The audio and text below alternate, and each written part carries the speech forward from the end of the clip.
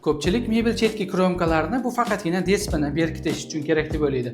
Aslida kromkaning vazifasi siz o'ylagandan ancha ko'proq. U dispini berkitib, chiroyli qilish bilan birgalikda uni suvdan, namlikdan himoya qilib berishi lozim. Shu sababdan mebel tanlayotganda kromkasiga e'tibor berish juda ham muhim hisoblanadi. Kromkaning eng muhim qismi bu unga ishlatiladigan yelimida bo'ladi. Bunday yelimlar odatda ikki xil turga bo'linadi. Oddiy yelimli kromka va poliuretan yelimli kromka. Oddiy yelimli kromkani hammamiz bilamiz. Ozgina namlik tegsa yoki chet uchadigan bo'lsa, shunchaki ko'chib ketadi. Ko'chirish juda ham oson. Bu poliuretan yelimli kromkani esa qancha urinmang ko'chira olmaysiz. Buni hozir ko'rsatib beraman.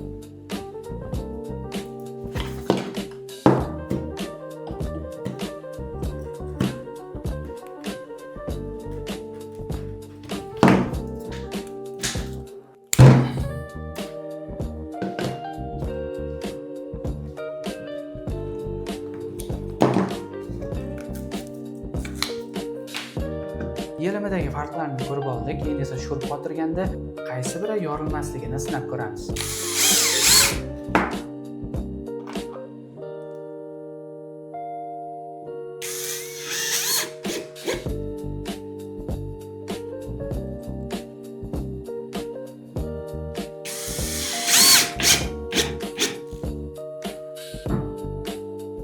Oddiy dispida ko'rib turganingizdek yorilishlar juda ham katta.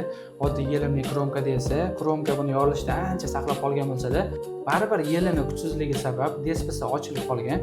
Poliuretan yelimli kromkada esa dispi qanchalik yorilishga harakat qilmasin, kromka buni to'liq himoyalagan, bironta ham ochilgan joyini ko'rmaysiz. Shu sababdan mana shunday uslubda yopishtirilgan mebeldan sotib olsangiz, sizga ancha uzoq xizmat qiladi.